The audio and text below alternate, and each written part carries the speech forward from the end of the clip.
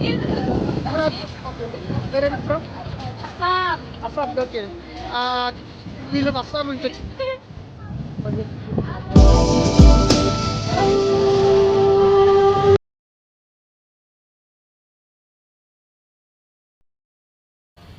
హావ్యూస్ నమస్తే. మనిషి బతకాలంటే ఎంజాయ్మెంట్ కావాలి. ఎంజాయ్మెంట్ ఉంటే బతకాలనిపిస్తుంది, బతకడం కోసం ఏదైనా చేయాలనిపిస్తుంది.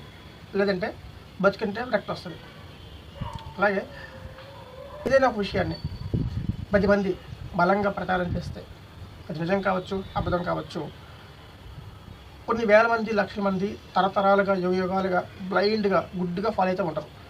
ఫర్ ఎగ్జాంపుల్, ఈ భూమి మీద చాలా దేవుడి క్షేత్రాలు ఉన్నాయి. అందులో చాలా మటుకు మనుషులు సృష్టించినవి.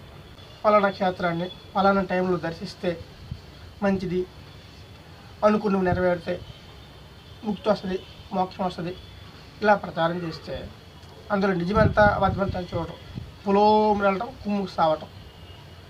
కానీ ఈ భూమి మీద అద్భుతమైన దృశ్యాలు అయితే ఉన్నాయో, అందమైన ప్రకృతి అయితే ఉందో అది భగవంతుడు సృష్టించింది. సో నేను ఆ భగవంతుడు సృష్టించిన అద్భుతమైన అందాలని చూడడానికి నాతలపాస్ వచ్చాను. యాక్చువల్గా ఈ వీడియో అప్లోడ్ చేద్దాం అనుకోలేదు, కానీ చూసి వచ్చిన తర్వాత కొన్ని విషయాలు నేర్చుకుని అవి మీతో షేర్ చేసుకోవాలనుకుంటున్నా. అందుకని అప్లోడ్ చేస్తున్నా. ఈ నాతులాపాస్ సిక్కిం రాష్ట్రంలో ఉన్న నాతులాపాస్ చైనా బోర్డర్. దీనికి ఉన్న ప్రత్యేకత ఏంటంటే, యాక్చువల్గా హిమాలయ పర్వతాలు అంటే మనం చాలా విభిన్నంగా, డిఫరెంట్గా ఫీల్ అవుతాం, చాలా అందంగా ఉంటాయి. సో హిమాలయ పర్వతాలు అంటే మనకు గుర్తొచ్చేది జమ్మూ కాశ్మీర్, మనాలి, అలాగే బద్రీనాథ్, కేదార్నాథ్ అంటే రిషికేశ్ దగ్గర ఉంటాయి, అమర్నాథ్, అలాగే అరుణాచల్ ప్రదేశ్లో ఉన్నటువంటి తవాంగ్. ఇవన్నీ కూడా 2000 కిలోమీటర్ల పైన ఉంటాయి. కానీ ఈ నాతులాపాస్ అనేది విశాఖపట్నం నుంచి సుమారుగా 1630 కిలోమీటర్ల సుమారుగా. అంటే ఎక్కడ మీరు ఒక 100 మీటర్స్ కూడా నడవాల్సిన అవసరం లేదు, డైరెక్ట్గా వెళ్ళిపోవచ్చు. నేరుగా నాతులాపాస్ చైనా బోర్డర్ వరకు వెళ్ళిపోవచ్చు.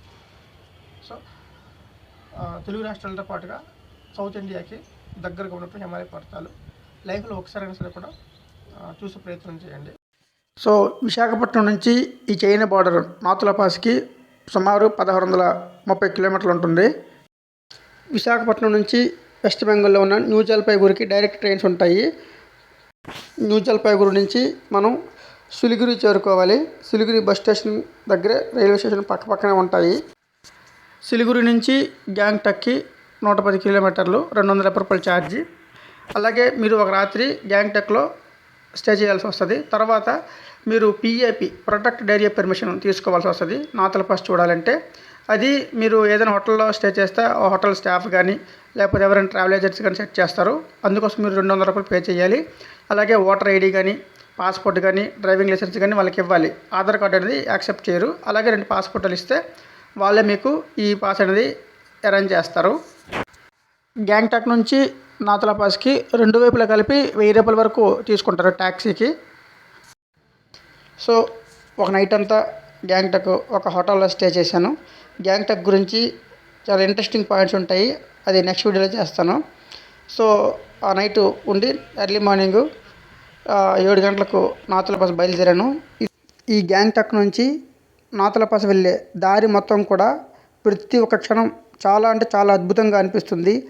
100 మీటర్ల లోతులో లోయలు, ఎత్తైన అంటే 100 మీటర్ల ఎత్తులో పర్వతాలు. ప్రతి ఒక్క క్షణం, ప్రతి ఒక్క మూమెంట్ చాలా అంటే చాలా అద్భుతంగా ఉంటుంది. ఒక స్టార్ డైరెక్టర్ కూడా పెద్ద ఐమాక్స్ థియేటర్ లాంటి స్క్రీన్ మీద కూడా అది ఇలాంటి అద్భుతమైన అందాలను చూపించలేడు. కొండల్ని రాసుకెళ్తూ ఉన్నట్టుగా ఉంటుంది ప్రయాణం. అక్కడక్కడ వాటర్ ఫాల్స్ కూడా కనిపిస్తూ ఉంటాయి. ఇది చెంగు లేక్ లేక చోంగ్మ లేక్. ఇది కూడా చాలా బాగుంటుంది. దీని గురించి ఇంకో వీడియో చేస్తాను, తప్పకుండా చూడండి. అలాగే ముందు ఏమి లేనట్టుగా కనిపిస్తుంది. తర్వాత అక్కడక్కడ చిన్న చిన్న మంచు కుప్పల్లా కనిపిస్తాయి. తర్వాత దూరంగా ఉన్న మంచు పర్వతాలు మనకి కనిపిస్తాయి. రాను దగ్గర అవుతున్న కొలది, అంటే నాతులాపాస్ దగ్గర అవుతున్న కొలది కూడా రోడ్డు పక్కనే మనకి పెద్ద పెద్ద మంచు దెబ్బలు, మంచు దుప్పట్ల చాలా అద్భుతంగా అందంగా కనిపిస్తుంది. సో మీరు నాతులాపాస్ రావాలంటే జనవరి నెల నుంచి మే నెల మధ్య వరకు వస్తే చాలా బాగుంటుంది. నేనైతే ఏప్రిల్ నెలలో వచ్చాను. కొన్ని కారణాల వల్ల అప్లోడ్ చేయడం కొంచెం లేట్ అయింది. Oxygen. Hey, boy, oxygen. Snow is falling now. మంచు పడుతుంది, చాలా చల్లగా ఉంది. ఈ బాబోయ్, అందరూ ఏదైనా దేవుడు చూడడానికి వెళ్ళావా? ఆ దేవుడు అక్కడ ఏం దేవుడు ఫేమస్ అంటారు? సిక్కింలో నాథులా పాస్లో ఏ దేవుడు ఫేమస్ తెలుసా? దేవుడు కాదు, దేవుడు సృష్టించిన ప్రకృతి, అది చూడడానికి వచ్చాను. సో చూడండి please.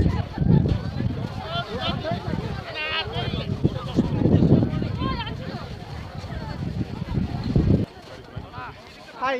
Hi. Where are you from? Assam. Really, I am from Andhra Pradesh. Will you say it by... Hi. Thank you. How are you feeling? I'm feeling cold. Awesome. Extremely cold. I wish the visuals now. It's really... बहुत ठंडा है, बहुत ठंडा है. Yeah, बहुत ठंडा है. it's very good. Okay, thank you. Hi. Thank you. ఈ అద్భుతమైన దృశ్యాలు చూపించాలంటే ఈ స్క్రీన్ కాదు కదా, ఒక సినిమా తెరంతా స్క్రీన్ కూడా సరిపోదు, నేరుగా డైరెక్ట్గా చూడాల్సిందే. వీళ్ళది గ్యాంగ్ టక్కే, చాలా మంచోళ్ళగా ఉన్నారు. So very nice persons, are very friendly. Thank you so much.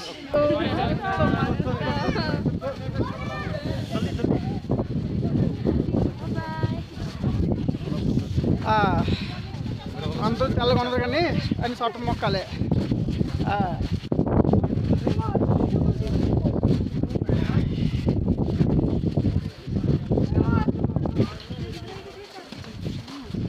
Bengal, okay, very nice. So you can also visit. You can also explore the very amazing place, like wonderful. Actually, my viewers are Telugu viewers, so they can understand your words. I will translate in Telugu, okay? Sure. Thank you, Nice very to nice. meet you. Who is your...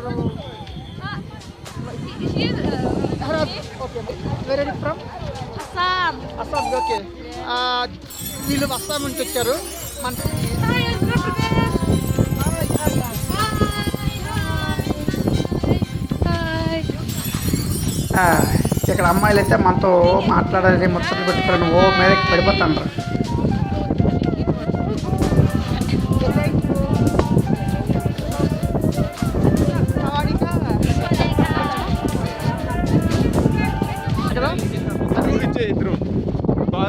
China border అనమాట. China border సరిగ్గా చూసుకోండి, అందుకంటే almost చేతులు ఉడికేస్తున్నాయి. అదనమాట China border. అది నా లెక్క ఏంటంటే ఇంతవరకు నాకు ఇంకా పెళ్ళి కాలేదు. పెళ్ళి కాకపోవడం వల్ల చాలా స్వేచ్ఛగా ఒక్కడనే వచ్చి ఈ అద్భుతాలని ఆస్వాదిస్తున్నా. మీరు అడగచ్చు, పెళ్ళి అయితే మీ ఆవిడతో హనీమూన్కి రావచ్చు కదా ఇలాంటి దగ్గరికి అని. మ్యాక్సిమం అలాంటి ఛాన్స్ 90% ఉండదు. ఎందుకంటే ఫర్ ఎగ్జాంపుల్ చాలామంది మిలిటరీ వాళ్ళు ఇలాంటి మంచు పర్వతాల్లోనూ లేకపోతే అద్భుతమైన పర్వతాల దగ్గర డ్యూటీ చేస్తూ ఉంటారు కదా. కానీ వాళ్ళు ఎంతమంది వాళ్ళ ఆవిడతో ఇలాంటి మంచు పర్వతాలు చూడడానికి వచ్చారు? మ్యాక్సిమం వస్తే 100లో 1 తప్ప ఎక్కువ మంది లేరు. సో ఏదైనప్పుడు కూడా పెళ్లి చేసుకోకపోవడం వల్ల పెళ్ళికి ముందే ఇలాంటి అద్భుతాలని ఆస్వాదించడం అనేది చాలా లక్కీగా ఫీల్ అవుతున్నా. అలాగే ఈ అందమైన అద్భుతమైన ఈ మంచు పర్వతాలు చూశాక నాకేమనిపించిందంటే, చాలామంది దేవుడికి రకరకాలుగా కోరుకుంటూ ఉంటారు, భగవంతుడా ఈ ప్రపంచంలో లేని కష్టాలన్నీ నా ఒక్కడికే ఉన్నాయి, నా కష్టాలు తీరేలా చూడు స్వామని. అలాగే చాలామంది చాలా రకాలుగా కోరుకుంటూ ఉంటారు. కానీ నాకేమనిపించిందంటే చూశాక, ఇంత అద్భుతమైన భగవంతుని సృష్టి, ఈ సృష్టిలో నేనెంత, నా బతికెంత, నా సమస్య ఎంత అని నాకు అనిపించింది. కాబట్టి నేను చెప్పేది ఏంటంటే, భగవంతుడు మనకు కావాల్సింది ఎప్పుడో ఇచ్చేశాడు. మనం చేయాల్సిందల్లా మనకు కావాల్సింది వెతుక్కోవడమే. మనకి ఏదైతే కావాలో దానికోసం ప్రయత్నం చేయడం అని అంటాను.